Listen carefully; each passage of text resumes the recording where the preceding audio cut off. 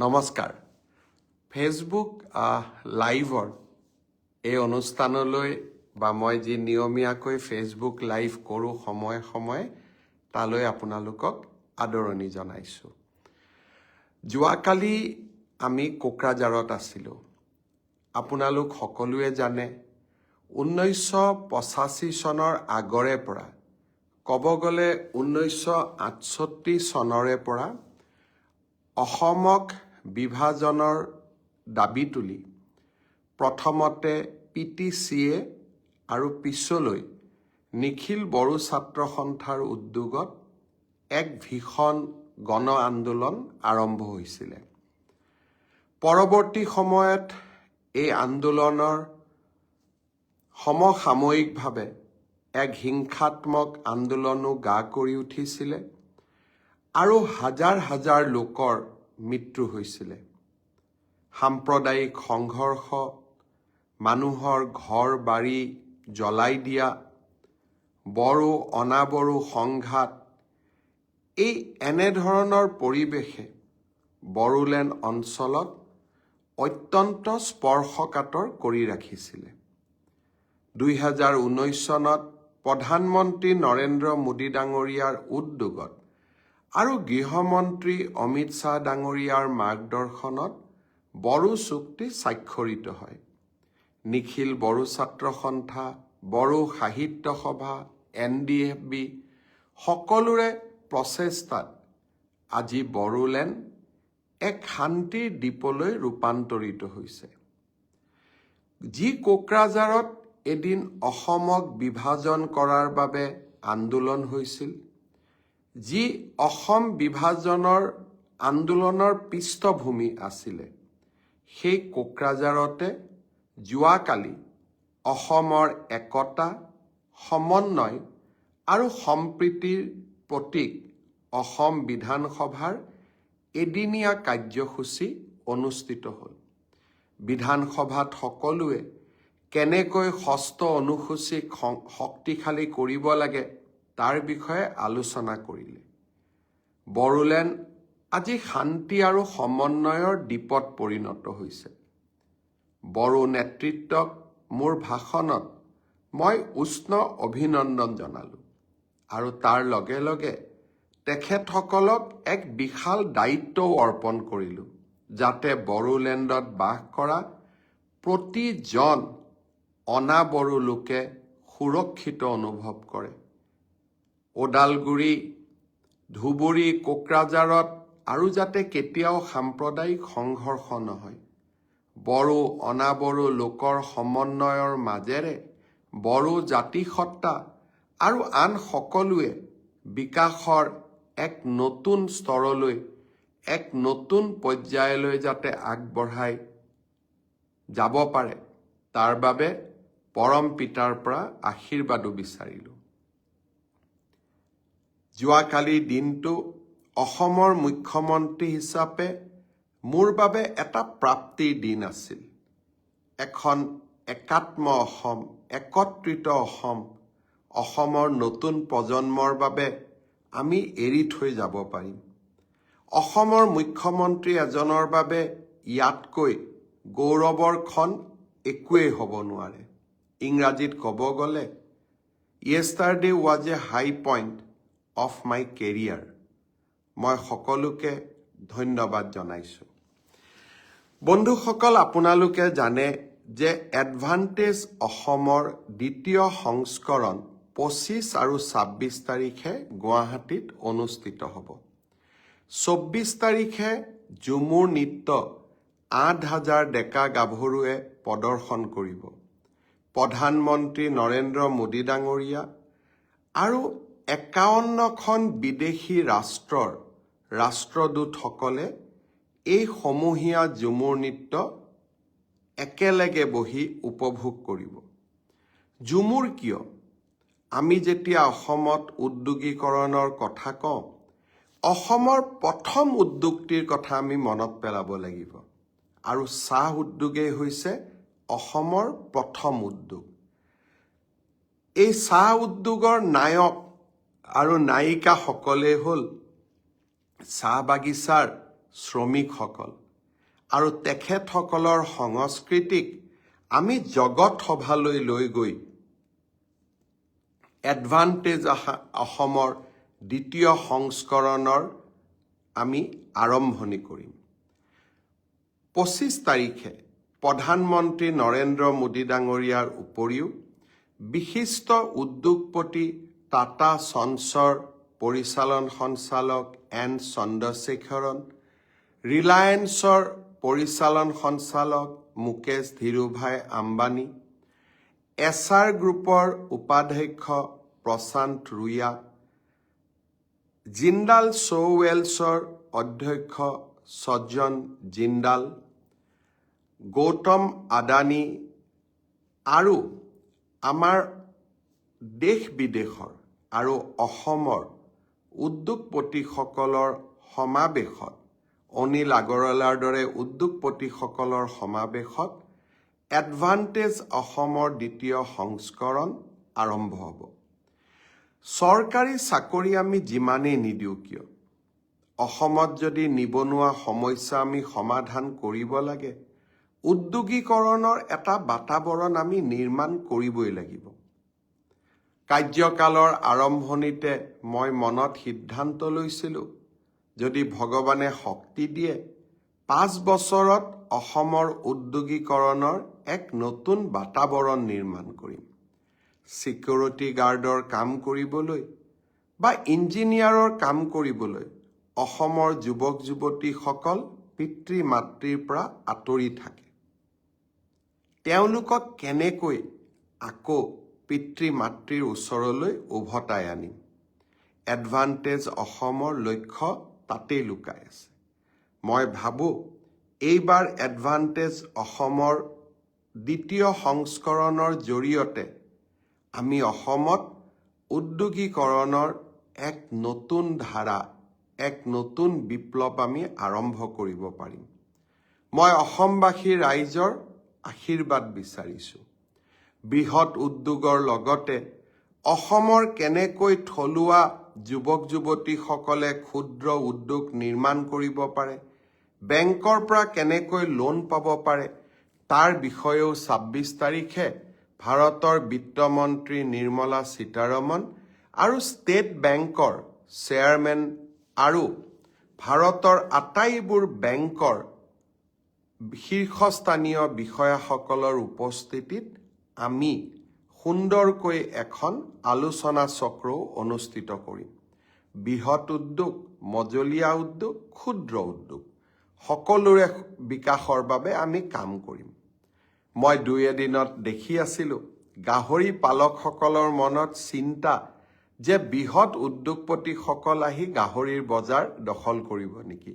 মই আপোনালোকক প্ৰতিশ্ৰুতি দিছোঁ যে সমাজে বেয়া পোৱা আৰু আমাৰ যুৱক যুৱতীসকলৰ স্বাৰ্থৰ বিৰোধী কাম আমি একোৱেই নকৰোঁ। যদি কোনোবা উদ্যোগপতি আহিলে আমাৰ উদ্যোগ বিপদগ্ৰস্ত হয়, আমি তেনে উদ্যোগীক কিয় অসমলৈ মাতিম? আমাৰ স্বাৰ্থই বা ক'ত? মই গাহৰি পালকসকলকো আশ্বাস দিছোঁ যে আপোনালোকৰ স্বাৰ্থৰ বিপৰীতে আমি কাকোৱেই অসমলৈ মাতি নানো। ইয়াৰ লগে লগে যেতিয়াই উদ্যোগ স্থাপন হ'ব, জাগিৰোডৰ এটা ছেমি কণ্ডাক্টৰ ইণ্ডাষ্ট্ৰীয়ে আমাক 27,000 নিযুক্তিৰ সুবিধা দিব। এনেকৈ যদি অসমত 10টা উদ্যোগ স্থাপন হয়, 2,70,000 ল'ৰা ছোৱালীয়ে চাকৰি পাব। আমি আশা কৰিম অসমলৈ সেই সোণোৱালী দিনটো উভতি আহক। আপোনালোকে লক্ষ্য কৰিছিল যে যোৱা কেইটামান দিনত মই ভূটান, জাপান, দক্ষিণ কোৰিয়া আৰু ছিংগাপুৰো ভ্ৰমণ কৰিছিলোঁ। এই 4খন ৰাষ্ট্ৰৰে শক্তিশালী প্ৰতিনিধি দল এডভান্টেজ অসমৰ দ্বিতীয় সংস্কৰণত যোগদান কৰিব। জাপানে আশা কৰে যে জাপান আৰু ভাৰতৰ যি মৈত্ৰীৰ সম্পৰ্ক, সেই মৈত্ৰীৰ সম্পৰ্ক সন্মুখত ৰাখি আমি অসমৰ যুৱকসকলকো জাপানত কাম কৰিবৰ বাবে আমি সুবিধা দিব পাৰোঁ। তাৰ বাবে প্ৰয়োজন জাপানীজ লেংগুৱেজ শিকাৰ, জাপানীজ লেংগুৱেজ টেষ্ট চেণ্টাৰ নিৰ্মাণ কৰা। আমি এডভান্টেজ অসমত তাৰো ভাল খবৰ আমি পাম। ছিংগাপুৰলৈ মই গৈছিলোঁ। আমাৰ উদ্যোগত 17 গৰাকী নাৰ্ছক আমি ছিংগাপুৰত কাম কৰিবলৈ পঠাইছিলোঁ। তাৰে দুগৰাকীমান এনেকুৱা আছিলে যিসকলে চৰকাৰী খণ্ডত নাৰ্ছৰ কাম কৰি আছিলে, কিন্তু তেওঁলোক ছিংগাপুৰলৈ গৈছিল। আৰু মই তেওঁলোকক সুধিছিলোঁ অসমলৈ ঘূৰি যাব নেকি। তেওঁলোকে মোক কৈছিল, ছাৰ এতিয়া ভালকৈ উপাৰ্জন কৰি আছোঁ, আৰু কেইটকামান উপাৰ্জন কৰিহে অসমলৈ উভতি যাম। আমি আৰু এখন চুক্তি স্বাক্ষৰিত কৰিম, যাৰ জৰিয়তে ছিংগাপুৰলৈ আমাৰ ছোৱালীসকল, বিশেষকৈ নাৰ্ছসকল আৰু হেল্থ কেয়াৰৰ লগত জড়িত সকলোৱে যাব পাৰিব আৰু সুবিধা ল'ব পাৰিব। প্ৰয়োজন ইংৰাজী জনাৰ। মই আশা কৰোঁ আমি এনেবোৰ নতুন নতুন কামেৰে এডভান্টেজ অসম দ্বিতীয় সংস্কৰণখন আমি সফল কৰি তুলিব পাৰিম। মই সকলোকে পুনৰ এবাৰ সহযোগিতাৰ আহ্বান জনাইছোঁ। যোৱা পৰহি দিনা সদৌ অসম ছাত্ৰ সন্থাৰ সৈতে আমাৰ দীঘলীয়া আলোচনা হৈছিল। অসম চুক্তিৰ 6 নম্বৰ দফাক কাৰ্যকৰীকৰণৰ ক্ষেত্ৰত আমি কিছু বলিষ্ঠ পদক্ষেপ গ্ৰহণ কৰিবলৈ সিদ্ধান্ত কৰিছোঁ। কোনো লোকৰে কোনো জাতি সত্তাৰে অসুবিধা নোহোৱাকৈ আমি সুন্দৰ কৰি 6 নম্বৰ অনুচ্ছেদ ৰূপায়ণ কৰাৰ বাবে সিদ্ধান্ত গ্ৰহণ কৰিছোঁ। এইবাৰৰ চলিত অসম বিধানসভাৰ অধিৱেশনতে এই বিষয়ে সদনতো মই আলোচনা কৰিম। অসমত চৰকাৰী ভাষা হিচাপে অসমীয়াক স্বীকৃতি প্ৰদান কৰা বা কাৰ্যত ইয়াক চৰকাৰী ভাষালৈ ৰূপান্তৰ কৰা। অহা বহাগ বিহুৰ পৰা অসমৰ প্ৰত্যেকখন চৰকাৰী অৰ্ডাৰ বা নটিফিকেশ্যন ইংৰাজীৰ লগতে অসমীয়া ভাষাত প্ৰকাশ পাব।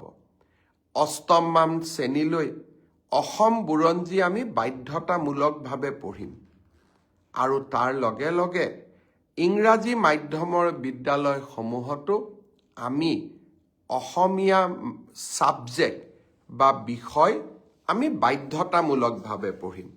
অৱশ্যে বৰাক উপত্যকাত এনে ব্যৱস্থা প্ৰৱৰ্তন কৰা নহয়, আৰু বিটিআৰত অসমীয়া বা বড়ো দুয়োটাৰ এটা ভাষাৰ ওপৰতে আমি জ্ঞান লাভ কৰিলেই হ'ব। ঠিক তেনেকে কাৰ্বি আলং আৰু উত্তৰ কাছাৰ জিলাতো আমি কোনো ধৰণৰ বিষয় বাধ্যতামূলক কৰিব বিচৰা নাই। আৰু ইয়াৰ সমান্তৰালভাৱে অসমৰ ৰাজহ প্ৰশাসনক শক্তিশালী কৰিবৰ বাবে কৃষিৰ যিটো খণ্ড তাক চিনাক্ত কৰা, কৃষি খণ্ডত উদ্যোগ যাতে স্থাপিত নহয় তাৰ ব্যৱস্থা কৰা, নিৰ্বাচিত ৰেভিনিউ চাৰ্কুলত অকল থলুৱা আৰু খিলঞ্জীয়া মানুহে মাটি কিনা বেচাৰ অধিকাৰ লাভ কৰাকে ধৰি অসমৰ জাতীয় জীৱনৰ সংৰক্ষণৰ বাবে আমি বহুতো ব্যৱস্থা হাতত ল'ব বিচাৰিছোঁ। আৰু এনে কৰিবলৈ যাওঁতে ডিব্ৰুগড়, গুৱাহাটী, বঙাইগাঁও, ধুবুৰী, তেজপুৰ, যোৰহাট, শিলচৰ এই অঞ্চলবিলাকত ইতিমধ্যে মাটি কিনা বা ইতিমধ্যে টাউন অঞ্চলসমূহত যিসকলে বিভিন্ন ব্যৱসায় কৰি আছে তেওঁলোকৰো যাতে ক্ষতি নহয় তাৰ বাবেও আমি ব্যৱস্থা কৰিম। উদ্যোগীকৰণৰ কথা আহোঁতে মই আকৌ এবাৰ আপোনালোকক মনত পেলাই দিব খুজিছোঁ, মুখ্যমন্ত্ৰীৰ আত্মনিৰ্ভৰ অসম অভিযানৰ এতিয়া আবেদনৰ সময় চলি আছে। অহা 28 ফেব্ৰুৱাৰীত এই আবেদনৰ সময় শেষ হ'ব। আজিৰ মুহূৰ্তলৈকে 50,000 যুৱকে ৰেজিষ্ট্ৰেশ্যনৰ পিছত আবেদন কৰিছে। মই ভাবোঁ যিসকলে এতিয়াও ৰেজিষ্ট্ৰেশ্যন কৰি আবেদন কৰা নাই তেখেতসকলেও যাতে আবেদনৰ প্ৰক্ৰিয়া সম্পূৰ্ণ কৰি লয়, তাৰ বাবে মই যুৱক সমাজক আকৌ এবাৰ আহ্বান জনাম। বহুতৰ মনত প্ৰশ্ন, এডিআৰিৰ ৰিজাল্ট কেতিয়া দিব? মই আপোনালোকক প্ৰতিশ্ৰুতি দিয়া অনুসৰি একেবাৰে মাৰ্চ মাহৰ 7 তাৰিখৰ আগতেই আমি এডিআৰইৰ ৰিজাল্ট দিম। কিন্তু এডিআৰইৰ ৰিজাল্টৰ কাৰণে আপোনালোকে উৎকণ্ঠিত হৈ থকাৰো কোনো কাৰণ নাই। কাৰণ প্ৰত্যেকখন বহি বা OMR চিট এনচাৰ কি এতিয়া আপোনালোকৰ হাততেই আছে। গতিকে সেৱাই ৰিজাল্ট দিয়ক বা নিদিয়ক, আপোনালোকে নিজেই নিজৰ ফলাফলৰ আকলন এটা কৰিয়েই ল'ব পাৰে। যোৱাকালি অসম বিধানসভাত ন্যায়াধীশ বিপ্লৱ শৰ্মা কমিটিৰ প্ৰতিবেদনখনো অসম লোকসেৱা আয়োগৰ দুৰ্নীতিৰ সম্পৰ্কত প্ৰতিবেদনখনো মই দাখিল কৰিছোঁ। ন্যায়াধীশ শৰ্মাৰ প্ৰতিবেদনখনলৈ যেতিয়া চকু মেলি চাওঁ বা আমি যদি আৰু এবাৰ দৃষ্টি নিক্ষেপ কৰোঁ, এনেকুৱা এটা সময়ৰ আমি উমান পাম যিটো সময়ত অসমৰ ডেকা ল'ৰা ছোৱালীসকলৰ ভৱিষ্যতক লৈ হেতালি খেলা হৈছিল। কংগ্ৰেছ চৰকাৰৰ দিনত লোকসেৱা আয়োগৰ পৰীক্ষাই হওক, প্ৰতিটো পৰীক্ষাতে দুৰ্নীতি আৰু টকা পইচাৰ লেনদেনে দুখীয়া আৰু মধ্যবিত্ত সমাজখনৰ পৰা চৰকাৰী চাকৰিৰ আশা আকাংক্ষা বহু দূৰলৈ লৈ গৈছিল। এতিয়া মোক কিছুমান যুৱক যুৱতীয়ে সুধি থাকে, ছাৰ ৰিজাল্ট কেতিয়া দিব, ছাৰ পৰীক্ষাৰ ফলাফল কেতিয়া দিব। মই মনতে ভাবোঁ যে আজি যদি অসমত কংগ্ৰেছ চৰকাৰ থাকিলহেঁতেন, ৰাকেশ পালৰ দৰে APSCৰ চেয়াৰমেন থাকিলেহেঁতেন, কোন তাৰিখে এডিআৰই ৰিজাল্ট দিব, অসম পুলিচৰ কোনদিনা ৰিজাল্ট দিব, OMR চিট কেতিয়া দেখা পাম, এইবিলাকৰ উত্তৰ এটাই থাকিলহেঁতেন যে যিদিনাখনে আমাৰ টকা পইচাৰ লেনদেন সম্পূৰ্ণ হ'ব সিদিনাখনে আমি ৰিজাল্ট দিম। এইটোৱে কংগ্ৰেছ চৰকাৰ যদি অসমত থাকিলেহেঁতেন, আজি সকলোৱে এই এটাই উত্তৰ লাভ কৰিলেহেঁতেন। আপোনালোকে যেতিয়া মোক প্ৰশ্ন কৰে, মই যিহেতু কংগ্ৰেছ চৰকাৰৰ দিনতো এই গোটেই পৰিৱেশবিলাক দেখা পাইছিলোঁ, মোৰ মাজে মাজে মনত হাঁহিও উঠে আৰু মাজে মাজে মই চিন্তাও কৰোঁ যে আজিও যদি অসমত কংগ্ৰেছ চৰকাৰ থাকিলেহেঁতেন এই প্ৰশ্নবোৰ কোনোবাই কৰিলেহেঁতেন। কিন্তু এই প্ৰশ্নবোৰৰ উত্তৰ দি মই ভাল পাওঁ, কাৰণ আপোনালোকৰ যিমানেই মই প্ৰশ্নৰ উত্তৰ দিব পাৰোঁ, সিমানেই অসমৰ নতুন প্ৰজন্মৰ মাজত বিশ্বাস আহে যে আমি স্বচ্ছতাৰ মাজেৰে কাম কৰিছোঁ। যোৱা পৰহি দিনাখন লোকসেৱা আয়োগত এইবাৰৰ পৰীক্ষাত পাছ কৰা 200জন যুৱক যুৱতীক চৰকাৰী চাকৰিৰ নিযুক্তি পত্ৰ হাতত তুলি দি মই আকৌ এবাৰ প্ৰাপ্তিৰ আনন্দ অনুভৱ কৰিছিলোঁ। এই 200জন ছাত্ৰ ছাত্ৰীৰ এগৰাকীও মন্ত্ৰী বিধায়কৰ সম্পৰ্কীয় নহয়, এগৰাকীও চৰকাৰী শাসন ব্যৱস্থাৰ লগত জড়িত নহয়। তেওঁলোকৰ এটাই পৰিচয় আছিলে যে আমি ভাল কৰি পঢ়িছোঁ, মামাৰ ওপৰত আমাৰ বিশ্বাস আছে, পৰীক্ষা দিম আৰু আমি চৰকাৰী চাকৰি লাভ কৰিম। সেই ধাৰাবাহিকতাকে আমি অক্ষুণ্ণ ৰাখিম। এডিআৰই ৰিজাল্টৰ পিছত লাহেকৈ মাৰ্চ মাহৰ ভিতৰতে আৰু পাৰিলে আৰু আগতে অসম পুলিচৰ পৰীক্ষা আৰু আমাৰ শিক্ষক নিযুক্তিৰ যিটো প্ৰক্ৰিয়া আমি আৰম্ভ কৰিছিলোঁ তাকো আমি আগুৱাই লৈ যাবলৈ চেষ্টা কৰিম।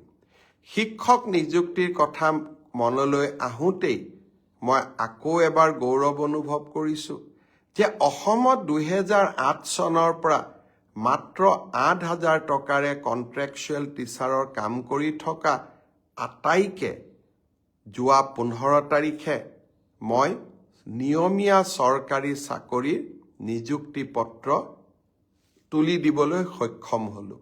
আকৌ এক প্ৰাপ্তিৰ আনন্দ। 1 লাখ চৰকাৰী চাকৰিৰ প্ৰতিশ্ৰুতি দিছিলোঁ, লাহে লাহে 1.5 লাখ চৰকাৰী চাকৰিলৈ মই গতি কৰিছোঁ।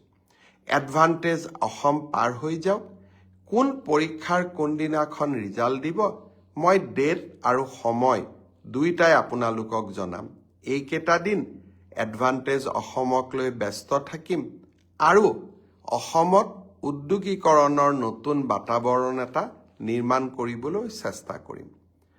শ্ৰদ্ধাৰ ৰাইজ, এক আন্দোলন বিবৰ্জিত পৰিৱেশত আৰু হিংসাৰ পৰা বহু নিলগত অৱস্থান কৰা অসমে আজি নতুন দিনৰ সপোন দেখিব পাৰে আৰু আমি সকলোৱে সপোন দেখিম।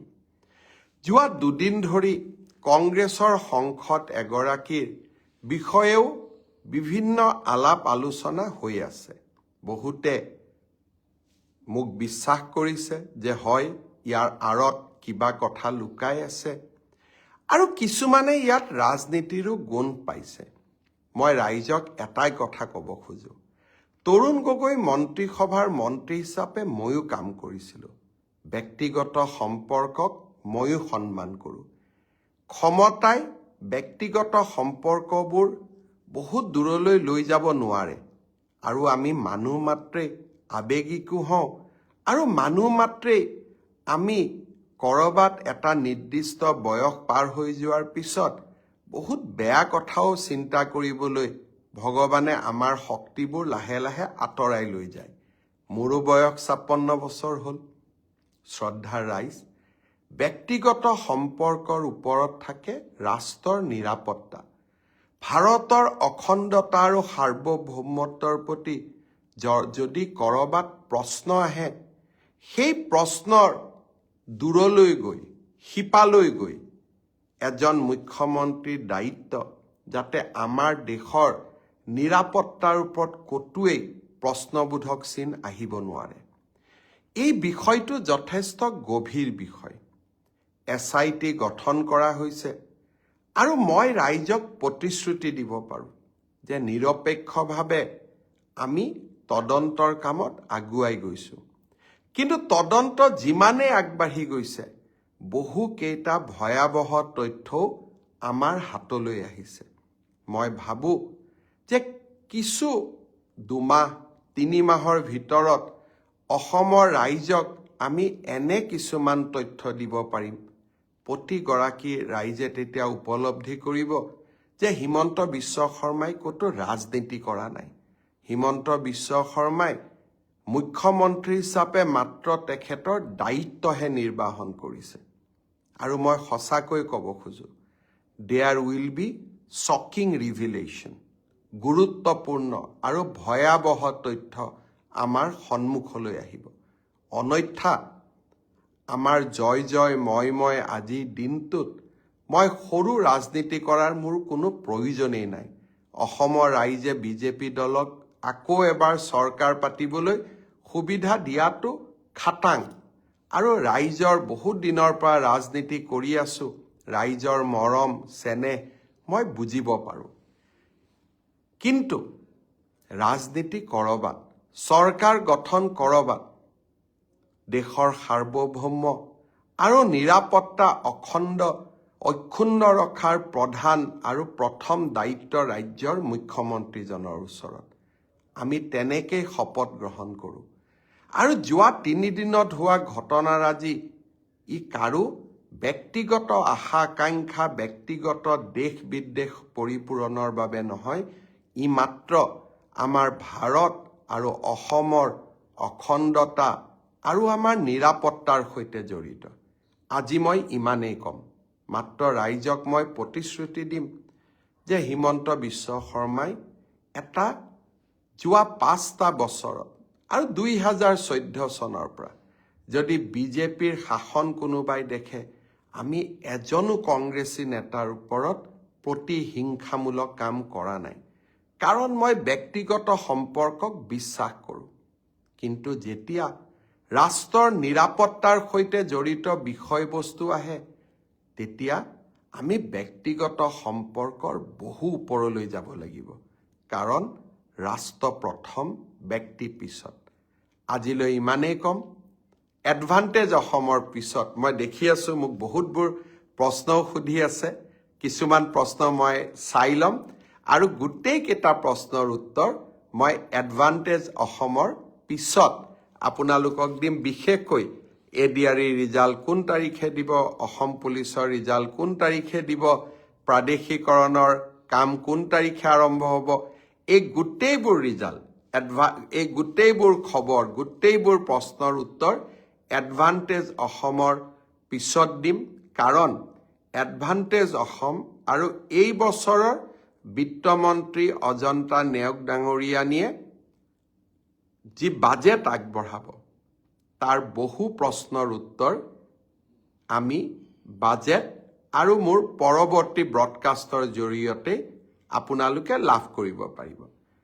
কোনোবাই মোক কৈ আছে যে বিহালীৰ আই মাতৃসকলক আপুনি কৈ আহিছিল আপোনাৰ জন্মদিনৰ দিনা 10,000 টকা মহিলাসকলৰ বাবে প্ৰদান কৰিব।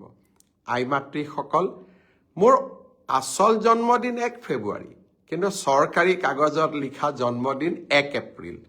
সেইকাৰণে 1 এপ্ৰিলৰ দিনাখনে মই বিহালীত যাম, কাৰণ ব্যক্তিগত হিচাপে মোৰ জন্মদিন 1 ফেব্ৰুৱাৰী, কিন্তু চৰকাৰী হিচাপত মোৰ জন্মদিন 1 এপ্ৰিল। আৰু সেইকাৰণে মুখ্যমন্ত্ৰী হিচাপে মোৰ অফিচিয়েল জন্মদিন 1 এপ্ৰিল, আৰু সিদিনাখনেই মই বিহালীৰ আই মাতৃসকললৈকে মেট মৰা উপহাৰ লৈ বিহালীত উপস্থিত হ'ম। তেতিয়ালৈকে বহুত বহুত ধন্যবাদ। জয় হিন্দ, বন্দে মাতৰম।